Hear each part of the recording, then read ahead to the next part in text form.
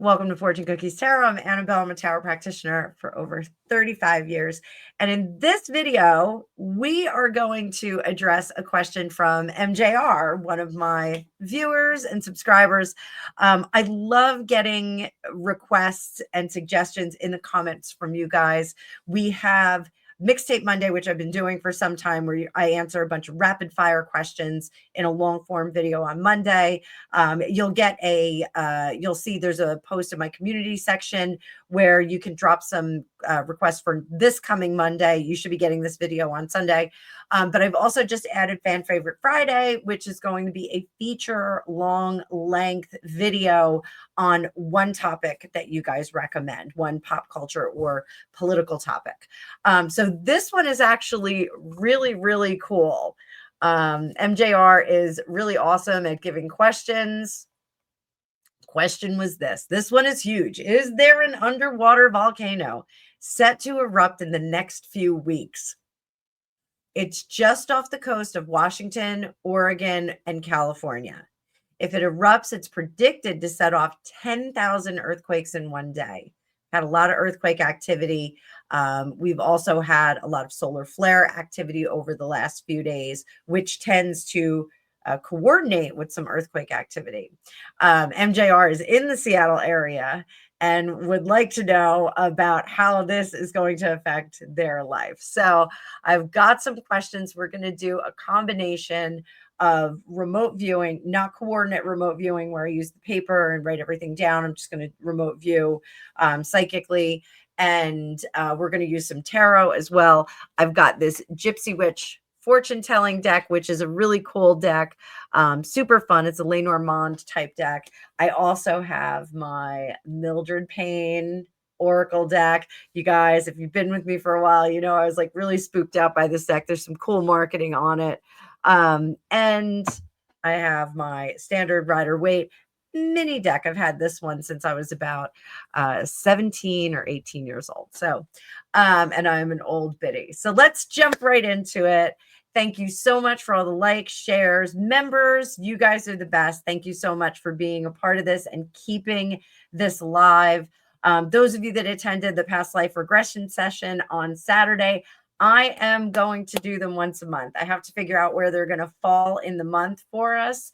I'm thinking the second weekend in, we could probably do it. And I may even do 2 sessions a month because I know a lot of my Australian viewers want to come. I know a lot of my English viewers want to come, and trying to coordinate the time has been a little complicated. So I want to make sure that I get everybody covered and give everybody an opportunity to come and do the guided meditation with me. I love past life regression. It's like the cheapest, easiest way to do like a little vacation from your regular life and find out some cool things about what maybe you're supposed to be learning in this life. Maybe you're supposed to learn from past life. So hope to see some of you in the future. I'll keep you guys abreast of what's going on, but let's jump into the questions and let's jump into this super esoteric reading. So I'm going to bring up that card view. Make sure you hit the like button right now and let's get going. I'm going to make this nice and big so you guys can see it really well. And let's have at it. So we are going to check on the energy first. What is the energetic signature surrounding the tectonic plate off the west coast of the United States in the next 30 days? This is going to be a little bit longer of a reading, so buckle up. It's a good thing it's Sunday morning. Hope you're snuggled in bed having some coffee with someone you love or tea.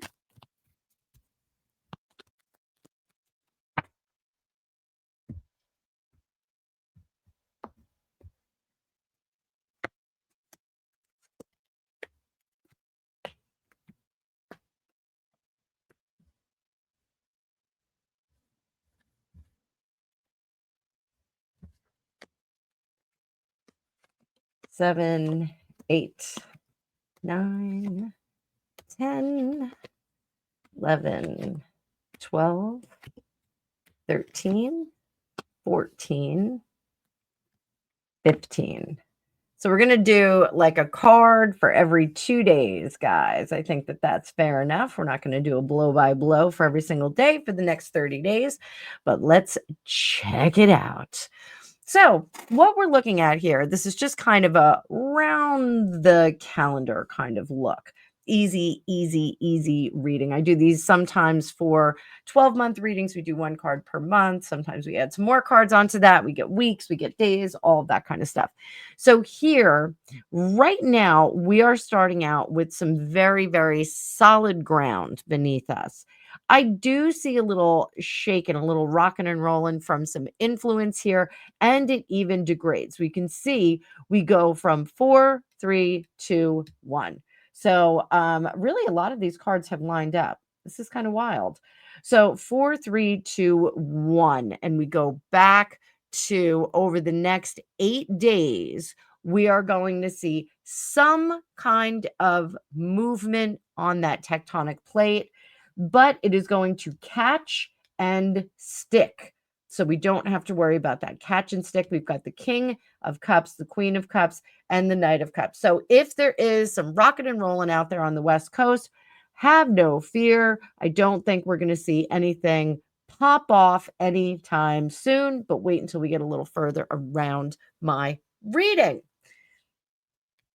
Ace of Swords here. Now, this is upright because I'm reading from the middle of the deck. I want you to know, or the middle of the spread here. So this is still considered upright. So keep that in mind if you ever want to do this reading yourself. This is still upright. This is still upright. This is still upright. This is not.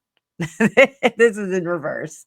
So we've got the Ace of Swords, which is a new settling into a comfortable position, but it is also a brittle and precarious position.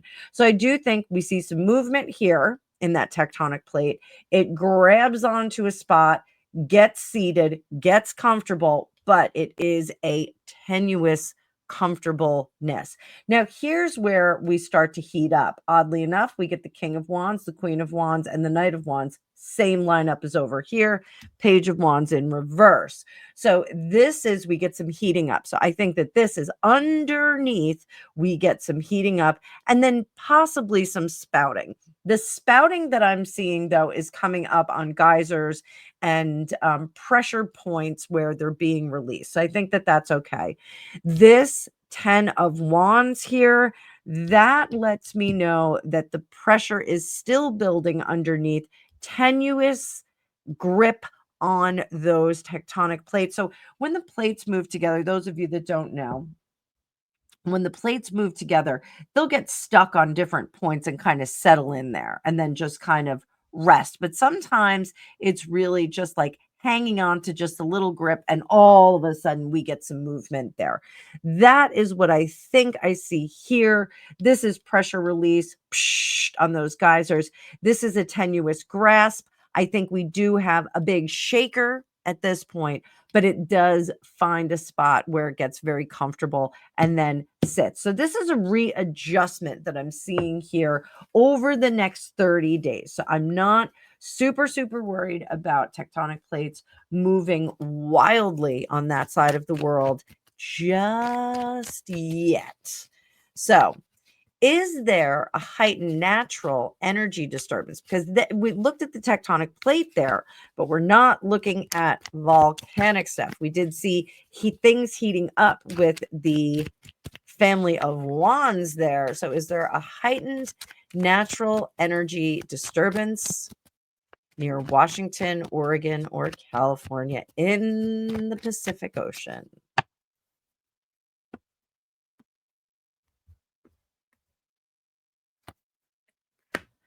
The Fool. Now, the Fool is very interesting if we're talking about volcanoes, as is the Two of Wands. Why is the Fool interesting? Because the Fool is new beginnings. What are volcanoes? Volcanoes are destructive. They are kind of crazy, but they are also creative. How are they creative?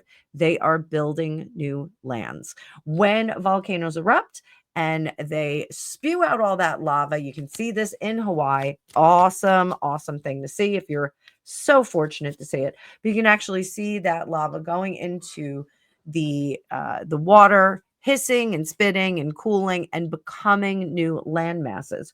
So, do I think that we're going to see volcanic activity that will inspire new land masses? Yes. Do I think that we'll see it above ground yet? No, I don't. I think this is really underground kind of behavior that is not quite detectable for us yet. Is it something that people are going to notice? Is it going to disrupt daily life? 10 of Cups, King of Cups, and the 4 of Pentacles. That looks really, really good, MJR. I think you don't have anything to worry about just yet. I think everything's cool. I've got another good friend that lives up there in the Pacific Northwest. Want to make sure she stays nice and safe and sound as well. So let's take a look at this underwater land. Let's take a look at that. And I am remote viewing. I'm still going to throw some cards, but I'm remote viewing. I'm going deep under the water. It's super cold, super dark.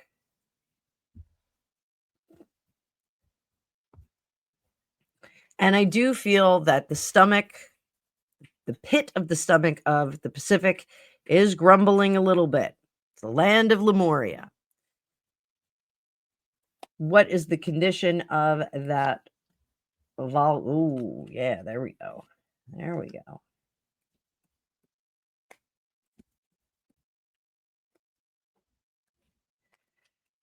So, whew, all right, those of you that don't know anything about the land of Lemuria, Lemuria was allegedly a large body of land that was in the middle of the Pacific Ocean, home to the Lemurians, who were much more spiritual and much more intuitive than the Atlanteans, coexisted at the same time, according to legend.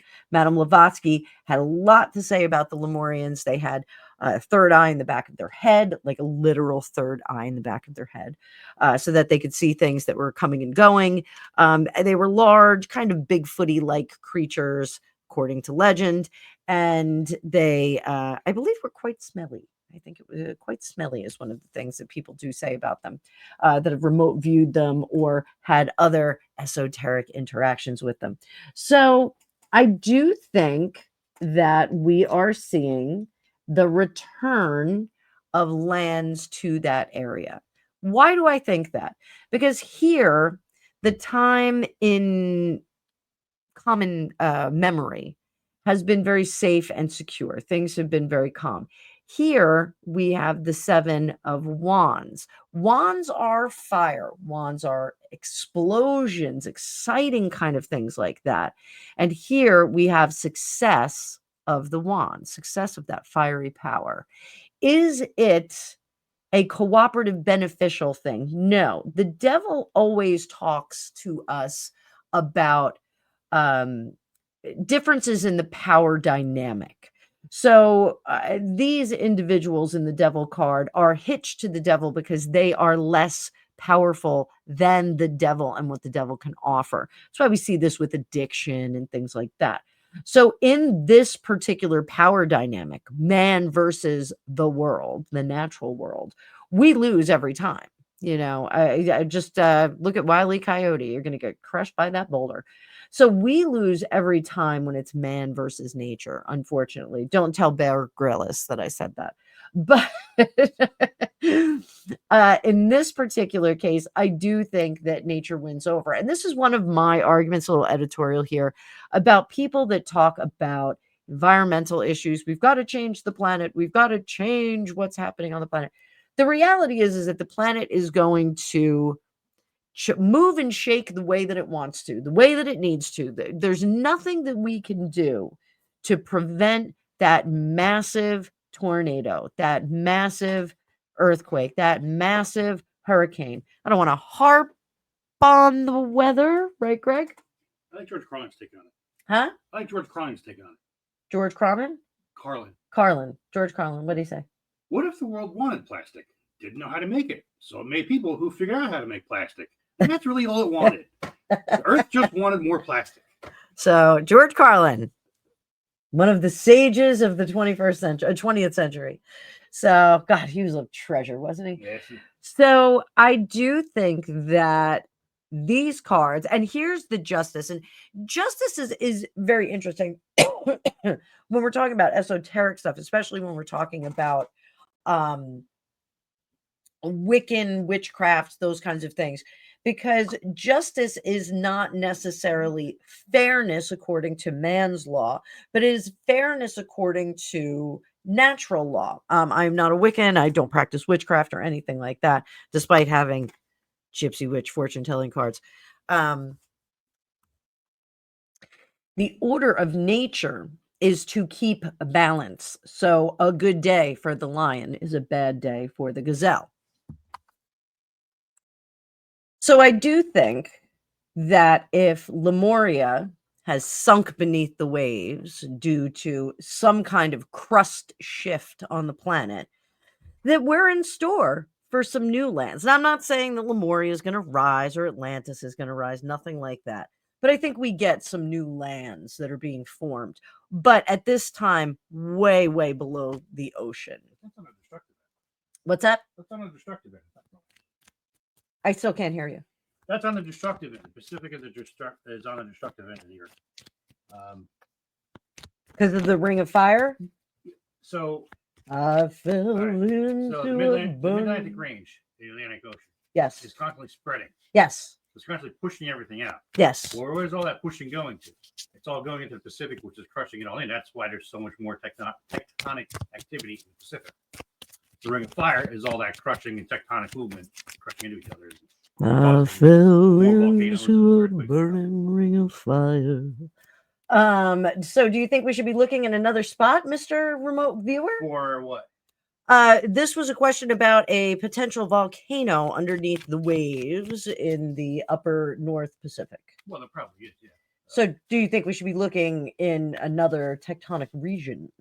No, because that's where the most tectonic activity is happening, because it's all crushing into each other and getting in each other's way, bothering each other. And bothering each other. That's how you describe it? That's how I describe it. All right, so let's see what we've got with Mildred Pierce. So if you guys are unaware of this, Mildred Pierce is an oracle deck that I got off Etsy. I will have a link in here in case you want to get it. And the story goes that Mildred Pierce was a young woman in the 1920s who had visions and spoke to spirits, and her parents locked her away in an institution, and said institution burned down, and they discovered many, many years later at another institution where Mildred had been a nightgown shoved in a closet or in a wall, and it had this handmade oracle deck in it. So it was a little spooky. Great marketing on this. Gotta love it. Gotta love it. Everybody loves a good tale of mirth and craziness. That's not Murphy. Yeah, it's a little Murphy. No. Little Murphy. I don't think so. I don't think you're using that word correctly. I think I am. I don't think you are. Fun, frivolity. I know what mirth means. Being locked in an insane asylum is fun. But she was doing readings for all the people in there. Was she? Yes. According to the legends. Anyway.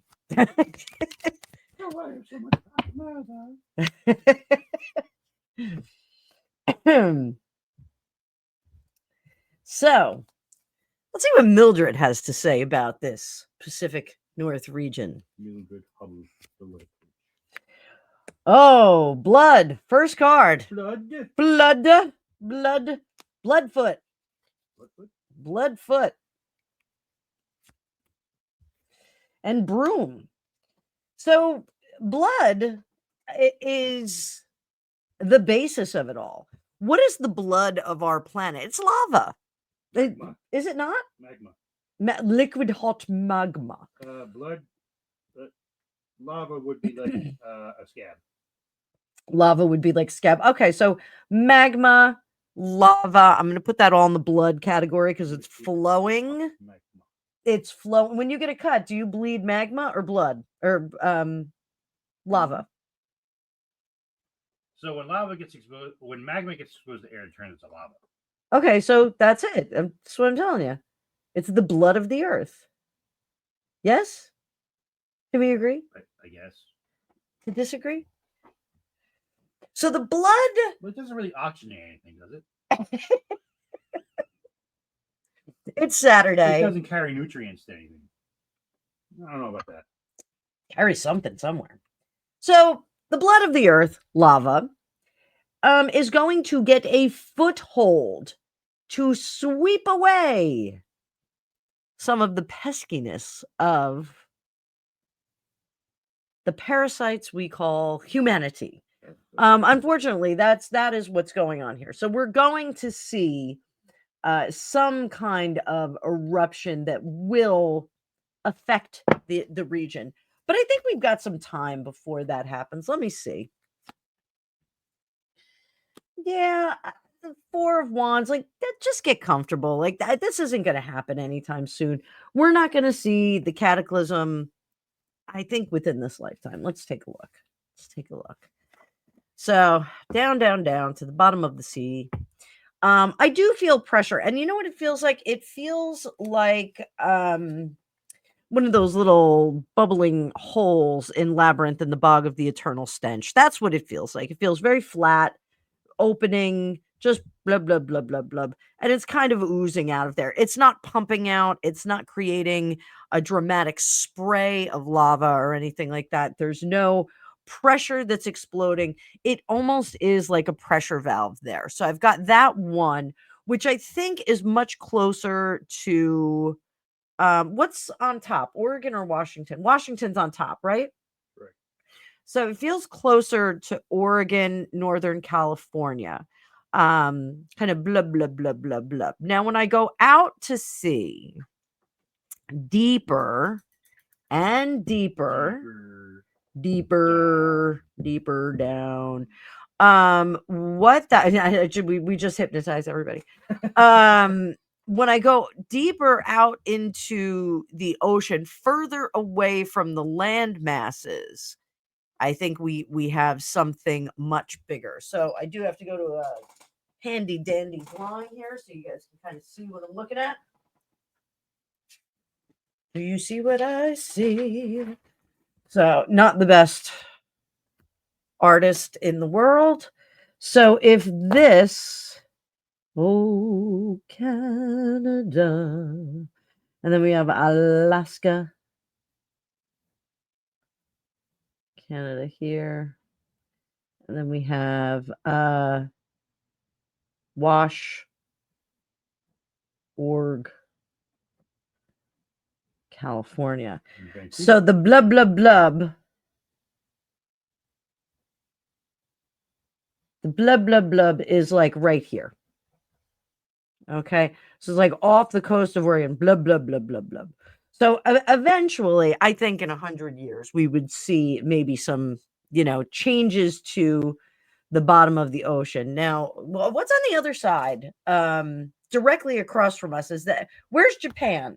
Japan's further down south, right? No, it's about even. With Oregon and Washington? What's a bit of it? All right, so we'll say Nippon is right here. Japan, Nippon, Nippon, Nihon. Yes. Really? Yep. I've been saying that wrong my whole life. Probably. Nihon. All right. So I think if we go further out, I'm just trying to get a sense of where it is. We go this way. Hawaii? This way. Aleutian Islands? This is the Bering Big Strait? Gusher. I'm going to call it the Big Gusher. Looks a lot like the trees I make. So now it's not a stack like this underground, but this is where the pressure is building. Pressure building here. So this is where I see it building.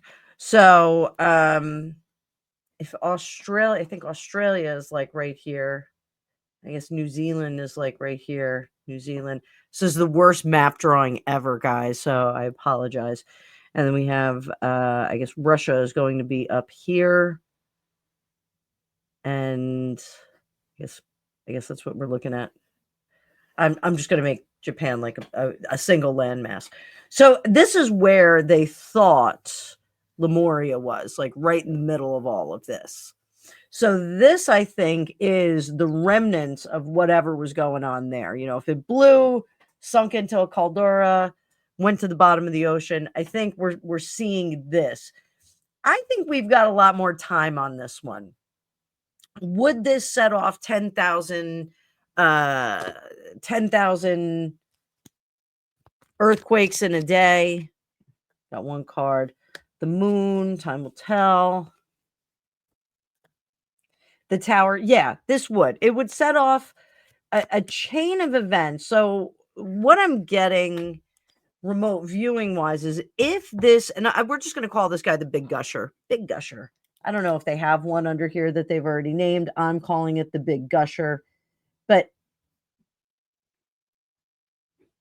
if this were to go off, it's going to shift all of the plates. So if, as Greg says, all the plates are kind of gathering up here, and that's why we have all this earthquake activity, this would blow all of those puzzle pieces out. So it would blow everything out in this direction. Very get away from me kind of vibe. I absolutely think this would be tsunami zone.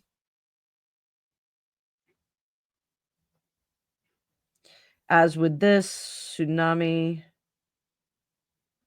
zone. I worry about Japan. I think Japan gets covered. Again, I don't think we've got a time frame on this in our lifetime. I don't think this is something we should worry about. Technically speaking, I think we're going to see the pre-effects of all of this. I think that's really what we have to deal with. But this, I do think, is the way that things are going to moving forward. I think in the far-reaching future, let's see what kind of future cast I get here. How far? Oh, you know what? We're going to do something a little different. I'm going to do something a little different with my sparkly pen.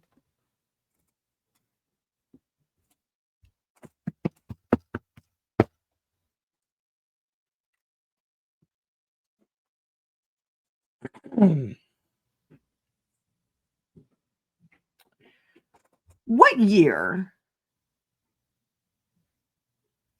can we expect a cataclysmic volcano out of the Pacific Ocean?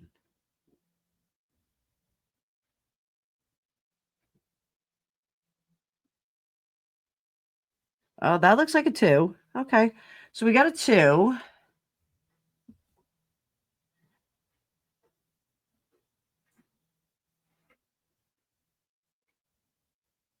Second number, what year can we expect a cataclysmic volcanic event? Get more in the middle. Sorry, guys. Second number, we have 2000. 2000. What is our second number? Sorry, guys. Trying to watch this on the screen. And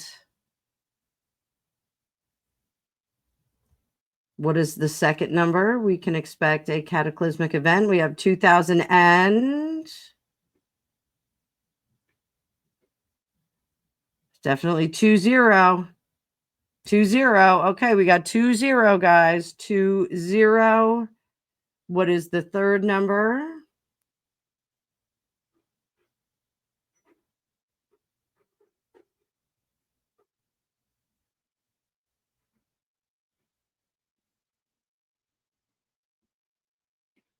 206, 2060, 2060 what?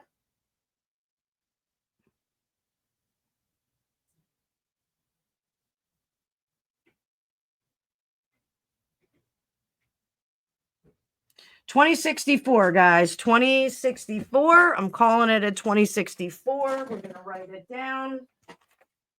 Whoop. 2064. So not that far in the future. I'm kind of hoping I don't live that long. I was born in 1971. Yeah, I don't want to be around for this. So 2064.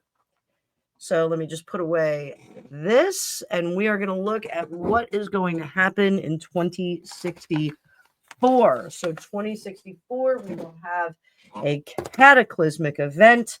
Let's do a little storytelling with tarot.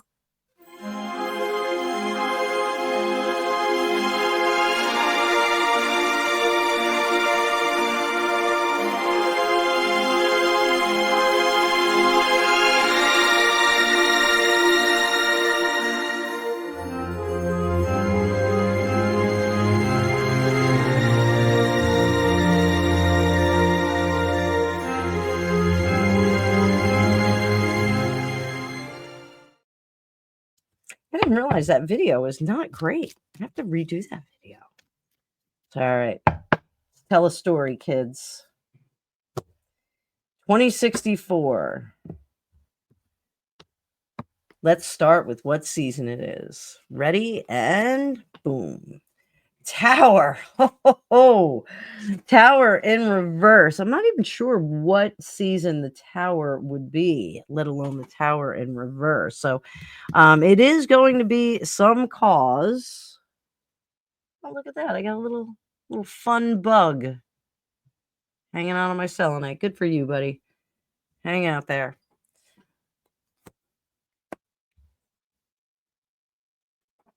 Pentacles will be winter going into spring. Winter going into spring. So right after the holidays, 2064. 2064. 100 years after President Kennedy died. 100 years. What happens?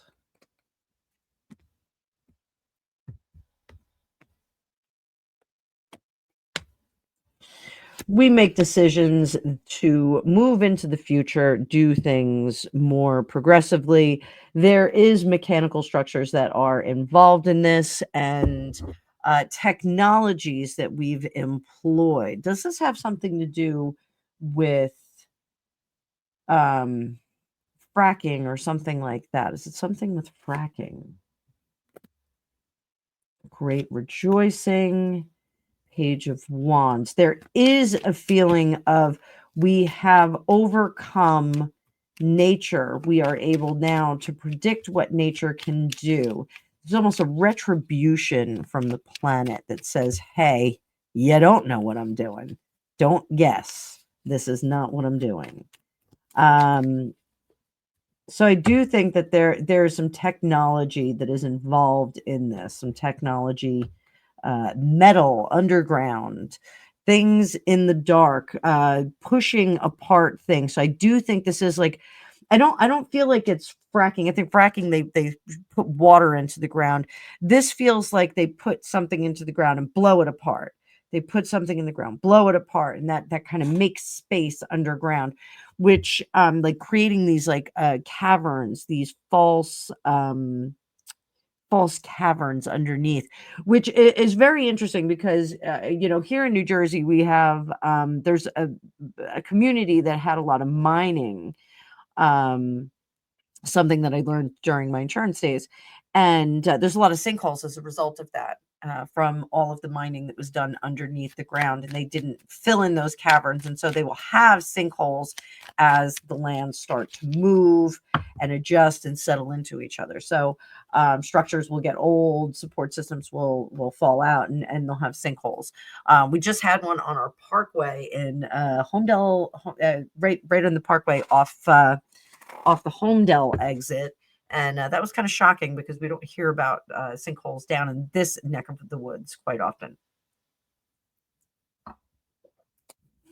So great rejoicing. We're doing this underground boom, boom, kind of. You know what it looks like? It looks like a fan. Like we put it down into the ground, and then it shoots out. Boom! These it looks like a ceiling fan or like some kind of a spiky fan, and it shoots it out, and it shoots something into the ground. I'm not sure why we're doing that. I'm not sure to what end we're doing that, but they are doing it. It's technology that they'll develop between now and then. And I mean, it's not that far away. Ooh, one of my cards is upside down. Let's flip it. It's not that far away. It is not that far away in terms of time. So, so much rejoicing. We do think that we can predict what weather is going to do, how the tectonic plates are going to work. Everyone gets very comfortable. It's, yay, there was much rejoicing. And then what happens? Oh, well, inevitable. There is no overcoming nature. There is no harnessing nature. There is no taking control of that. The only thing that we can do in this situation is accept the changing state of the planet, the changing state of nature itself, and we have to let that take its course. All of this is something that we inherently know and we did not pay attention to. So what happens next? There is much heartbreak, going from rejoicing to much heartbreak, but there is survival at the end of it all. So there is loss, there is death. People do succumb to the conditions, but there is much, many that survive, not all, but many. Do we rebuild from this? It's very difficult to rebuild, but ingenuity is there. It is time for a new time. It is a new epoch. This is a cataclysm on par with the loss of Atlantis, Lemuria, those kinds of things. Younger Dryas level change to the world. So I do think this will be quite exciting to, sorry guys, I'm a little crooked here. Quite exciting to be a part of. Not fun to be in the line of, but quite exciting to be a part of, because there is a different world that we come out of. So 2064, guys, I'm making a prediction. 2064, we are going to see cataclysm that's going to affect the entire world, starting in the Pacific Ocean, in the Pacific Northwest. And this was quite a long reading, and I am coughing once again, guys. I'm not sick again. I'm just still coughing since December. But I hope you enjoyed this. I will see you for Mixtape Monday tomorrow. Have an excellent Sunday. Bye, guys.